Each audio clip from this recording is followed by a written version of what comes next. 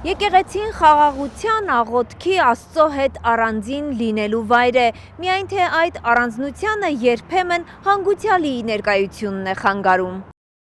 Լռություն, մոմերի լույս և եկեղեցու ներսում մահճատուփ։ Հայկական շատ եկեղեցիներում այս տեսարանը սովորական է։ Հարազատի վերջին հրաժեշտը եկեղեցում կազմակերպելու դրդապատճառները տարբեր են։ Ոմանք մաքուր քրիստոնեական հավատամքով, ոմանք սգո-սրահների աստղաբաշխական գներից խուսափելու պատճառով են հոգեհանգիստը կազմակերպում եկեղեցում։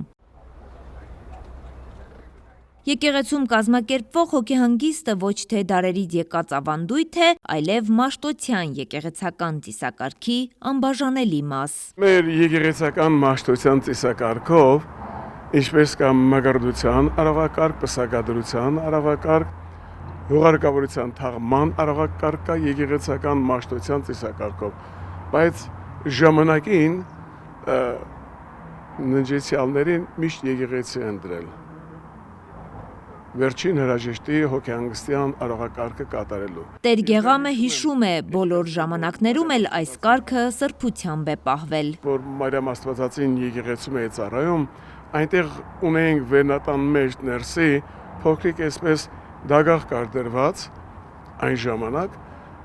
այն մարդիկ, ովքեր ի վիճակի չէին, հնարավորություն չունեին, ասենք պատրաստելու դագաղը,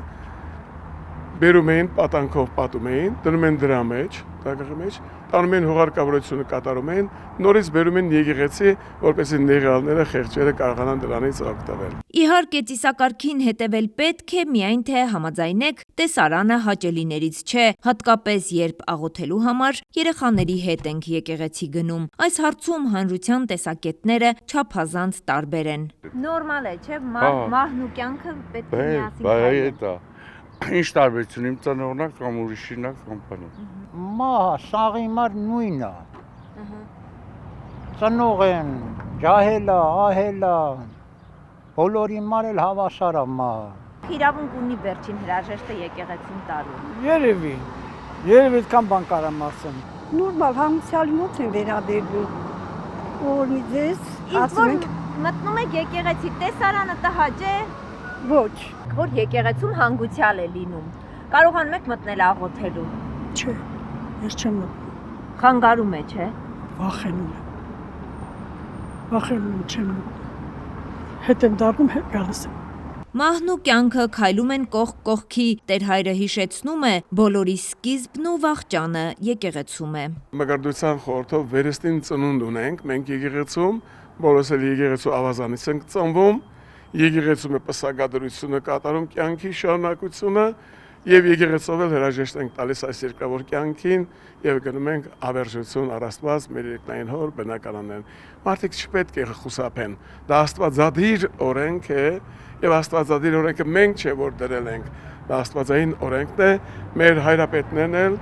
Երամեծ վարդապետն էլ ամրագրել են Մաշտոցյան ծիսակարգով։ Այնուամենայնիվ Տեր Գեղամը չհամաձայնել չի կարող, հաճախ է հանդիպում հավատացյալների, որոնք եկեղեցի են գալիս աղոթելու, միայն թե ներսում հանգուցյալին տեսնելով հեռանում են։ Այս մասին երկար է խորհել։ Ես կարծում եմ ամենալավ տարբերակը նա կլներ, որ գերեզմանատանեկից